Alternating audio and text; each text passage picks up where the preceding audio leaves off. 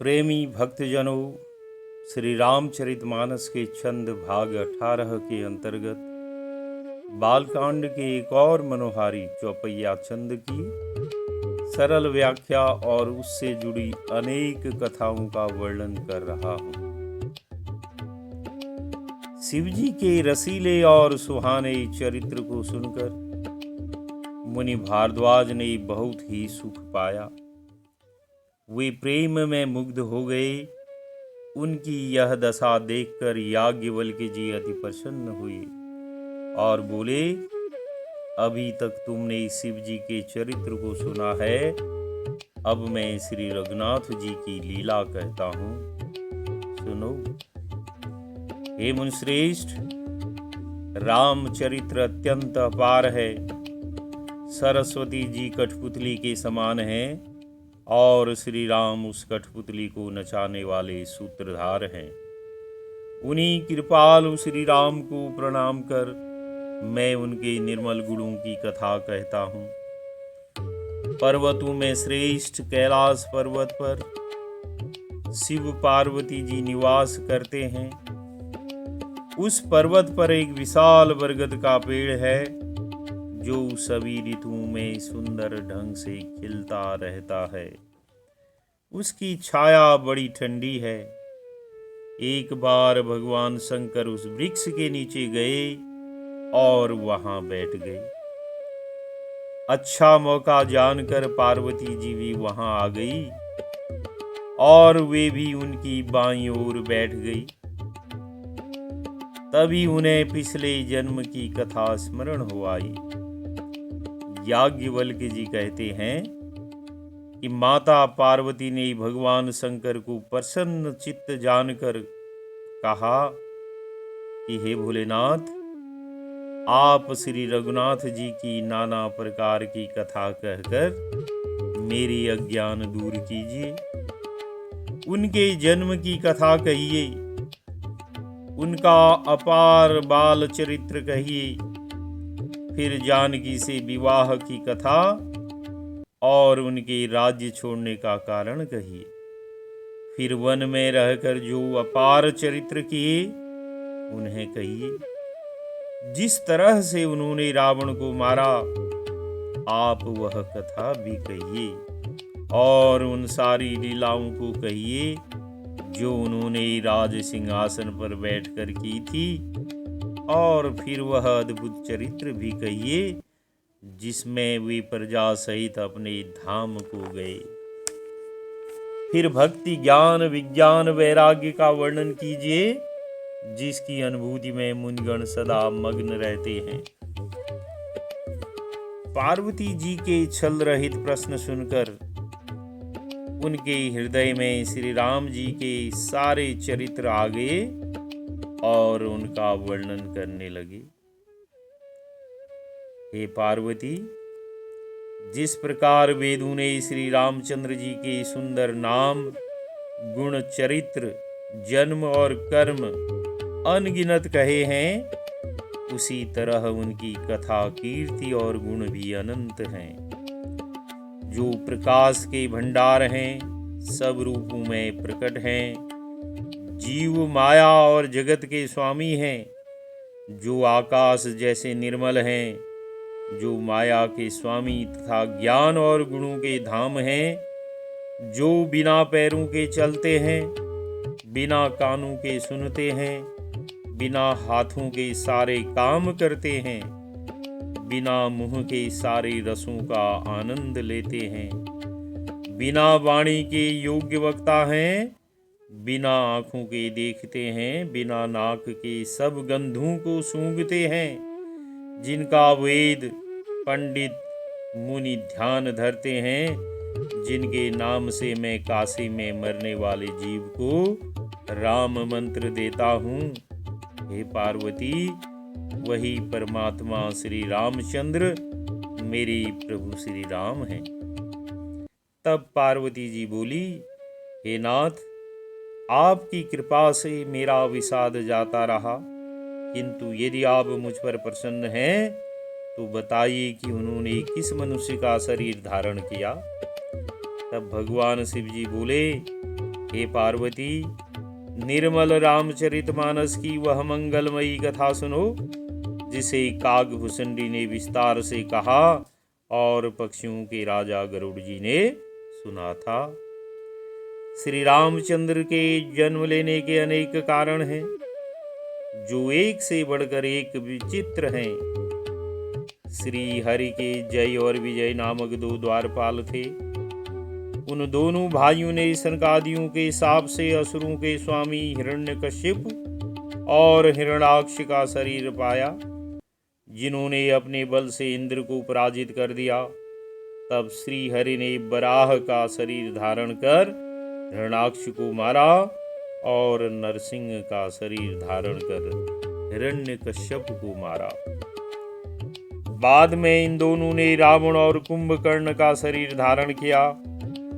भगवान के द्वारा मारे जाने पर भी वे इसीलिए मुक्त न हो पाए कि उनको 3 जन्मों का शाप मिला था। अतः श्री हरि ने दशरथ और कौशल्या के घर जन्म लिया, जो वास्तव में कश्यप और अदिति ही थे। एक कल्प में सब देवताओं को युद्ध में जलंधर ने हरा दिया था।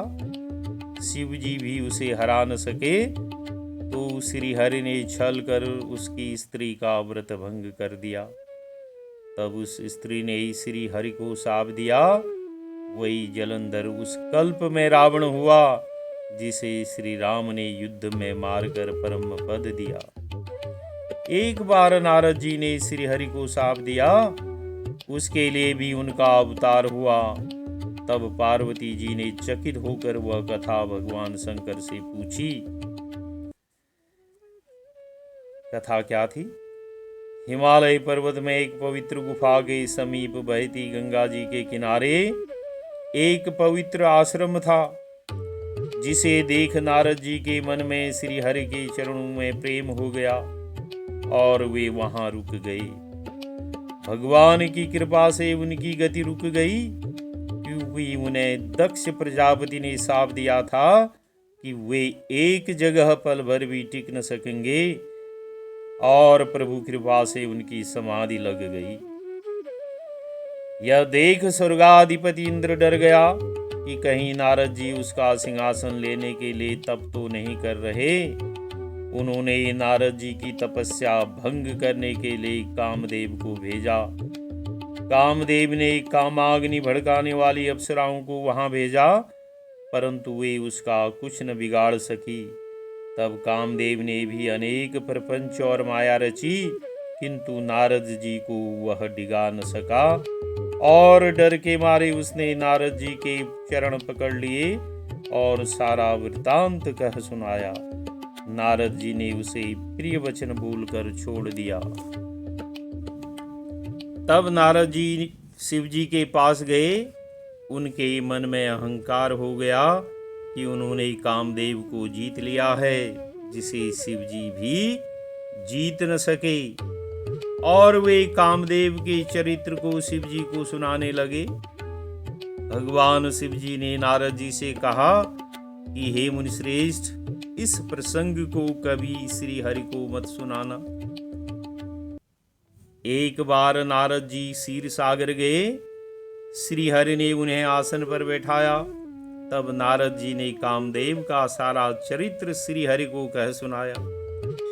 श्री हरि ने कहा, हे मुनि, आप ब्रह्मचर्य व्रत में पारंगत हैं, भला काम आपको कैसे सता सकता है?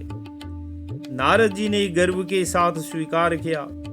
तब श्री हरि ने माया के द्वारा एक अति सुंदर नगर रचाया।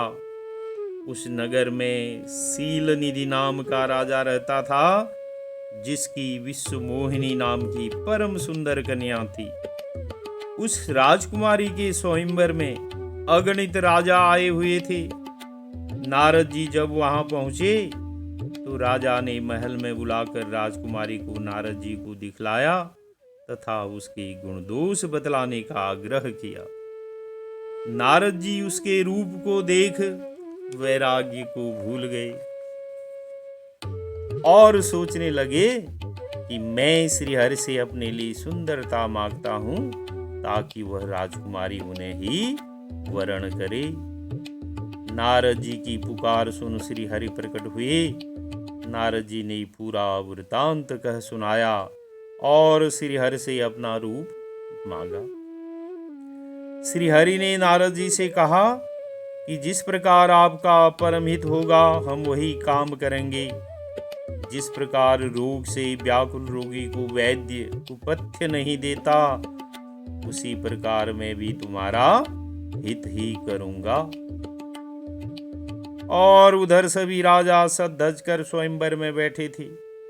नारद जी भी प्रसन्न थे कि वे सर्वाधिक रूपवान हैं, अतः कन्या उन्हें ही वरेगी। वहीं ब्राह्मण वेश में शिव जी के 2 गण भी बैठे थे, जो यह सारा भेद जानते थे। वे व्यंग वचन कहने लगे कि राजकुमारी इनकी शोभा देखकर रीझ जाएगी और हरि यानी कि वानर जानकर इन्हें वरेगी। मोह के कारण नारद जी उनके व्यंग वचन समझ न सके। इस विशेष चरित्र को किसी ने भी नहीं जाना। केवल राजकन्या ने नारद जी का बंदर का सा मुंह देखा और वहां से दूर चली गई। नारद जी रूप के गर्व में फूले बैठे बार बार उचक रहे हैं, लेकिन राजकन्या देखती नहीं है और दोनों शिवगण मुस्कुरा रहे हैं। तभी श्री हरि भी राजा का शरीर धारण कर वहां जा पहुंचे और राजकुमारी ने उनके गले में जयमाला डाल दी। तब शिवगणों ने नारद जी से कहा कि दर्पण में अपना मुंह देखिए। जब नारद जी ने जल में अपना रूप देखा, उनका क्रोध बढ़ गया। उन्होंने शिवगणों को राक्षस बनने का शाप दिया। नारद जी ने पुनः जल में अपना रूप देखा तो उन्हें अपना असली रूप दिखाई दिया। वे क्रोधित होकर श्री हरि के पास पहुंचे। श्री हरि माता लक्ष्मी और उस राजकन्या के साथ बीच राह में ही उन्हें मिल गए। श्री हरि बोले, हे मुनि, व्याकुल होकर कहाँ चले? यह सुन नारद जी अत्यंत क्रोधित हो गए और शाप दिया कि जिस शरीर को धारण कर तुमने मुझे ठगा है, तुम भी वही शरीर धारण करोगे।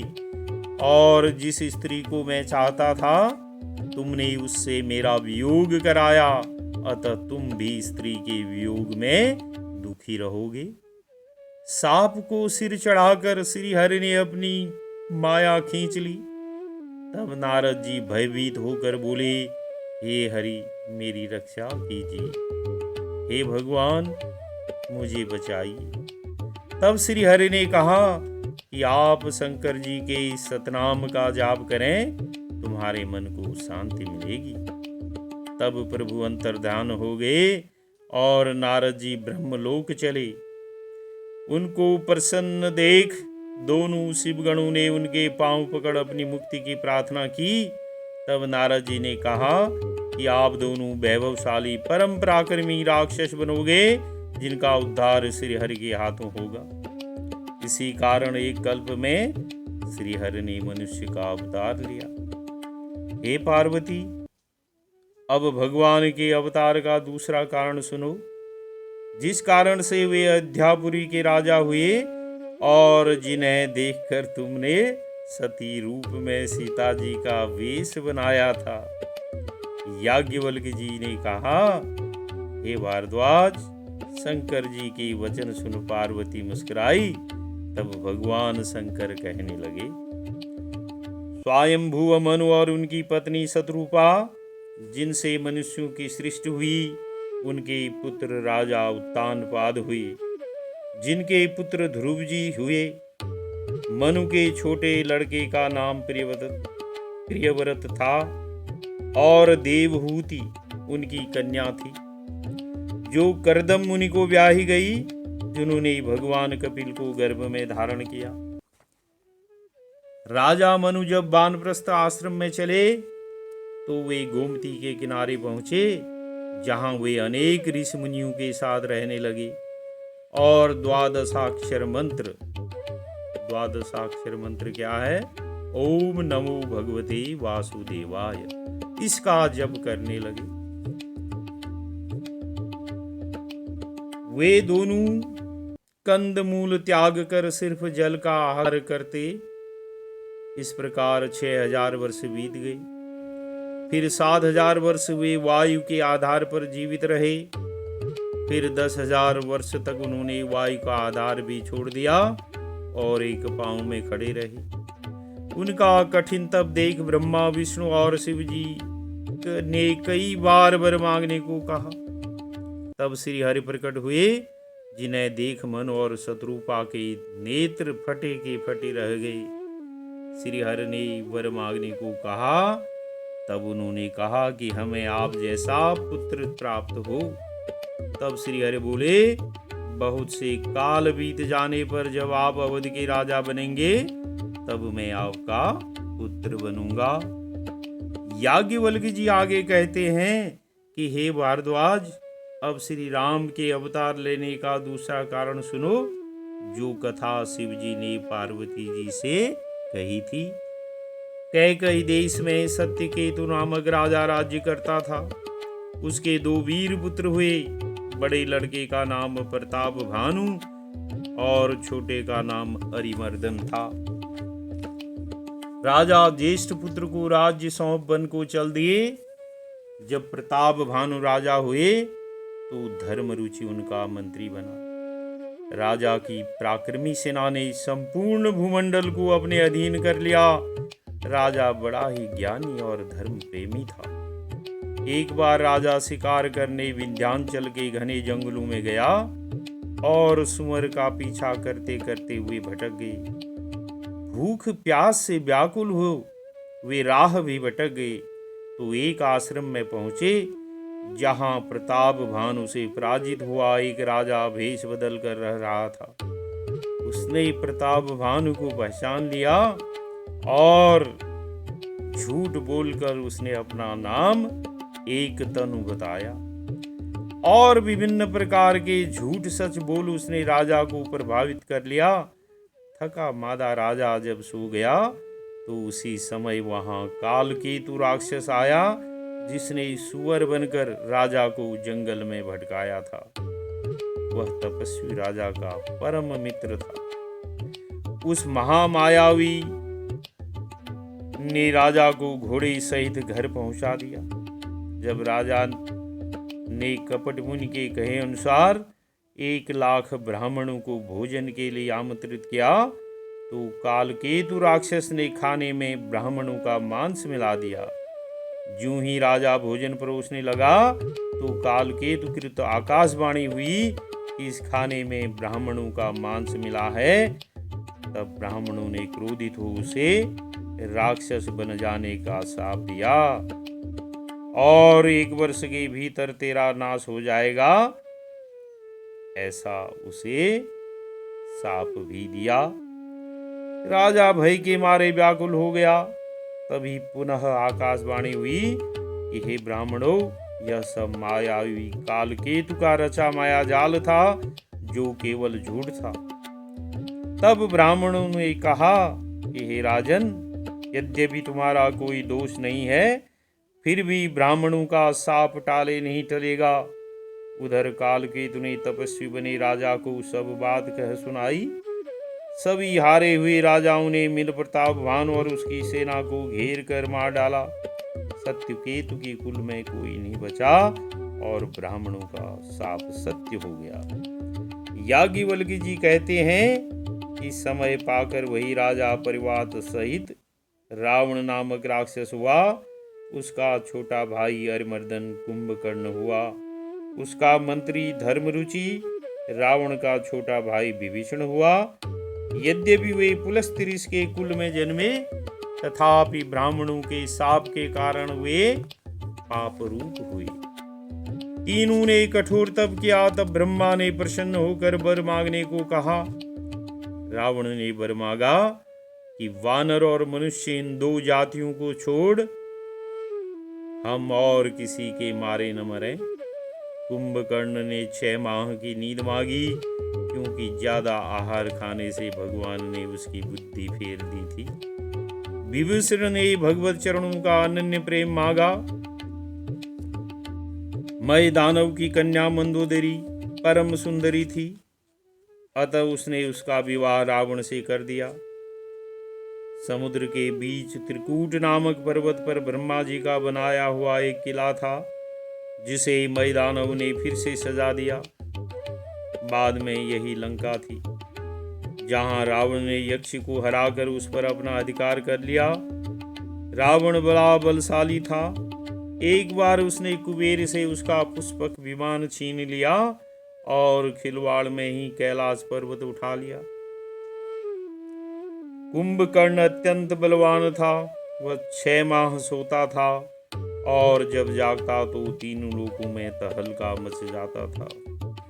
मेघनाथ रावण का बड़ा लड़का था, जिसने इंद्र को भी जीत लिया था। इन सब ने मिलकर पूरे ब्रह्मांड को अपने अधीन कर दिया। जिस प्रकार धर्म की जड़ कटे वे वही काम करते थे। जहां भी वे ब्राह्मणों ऋषि मुनियों को पाते वहीं आग लगा देते थे। उनके डर से कहीं भी कोई शुभ आचरण न होता था। न हरि भक्ति होती थी, न जप, न तप था, न यज्ञ था, न ज्ञान था, न वेद पुराण तो स्वप्न में भी सुनने को नहीं मिलते थे। तुलसीदास जी ने एक मनोहर चौपैया छंद में इसका वर्णन किया है। आइए इसका गायन करते हैं।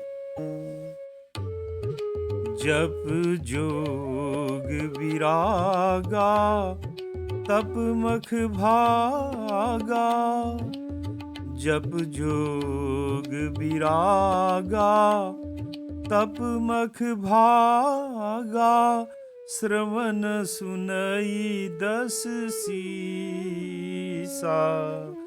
आपन उठी धावई रहै न पावई, धरि सब घालई खीसा, अस भ्रष्ट आचारा भासन सारास, भ्रष्ट आचारा भासन सारा, धर्म सुनिय नहीं काना, तेहि बहुविधि त्रासई देश निकासई, तेहि बहुविधि त्रासई देश निकासई, जो कह वेद पुराना, जप जोग विरागा तप मख भागा, श्रवण सुनई 10 सीसा।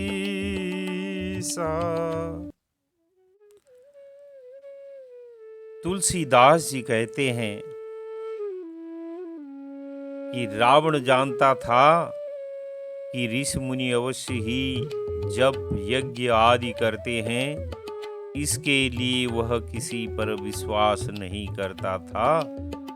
इसीलिए जप योग वैराग्य तप तथा यज्ञ में देवताओं का भाग पाने की खबर यदि रावण कहीं कानों से सुनता तो क्या करता? आप पुन उठी धावई रह न पावई, धरी सब घालई खीसा।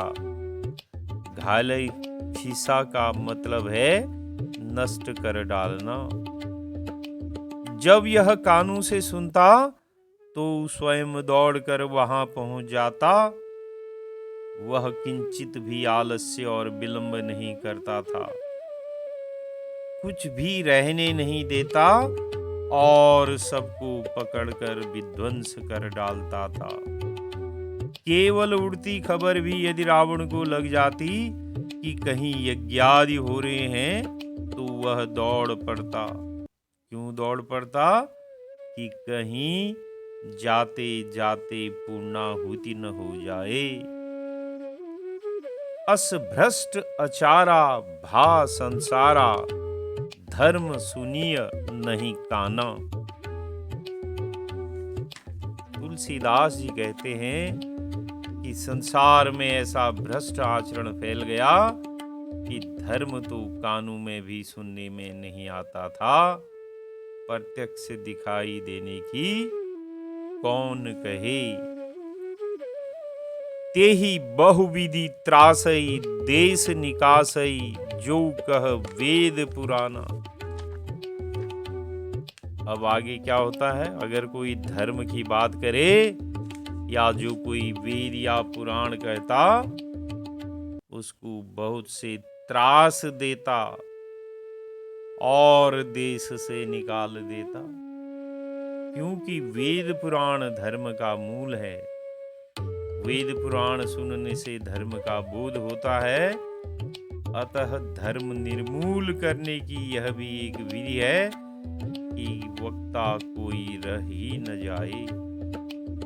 वे वक्ताओं और श्रोताओं को बहुत प्रकार से मारते और पीटते और सजा के तौर पर देश से निकाल देते, ताकि फिर से कोई धर्म का आचरण न कर सके।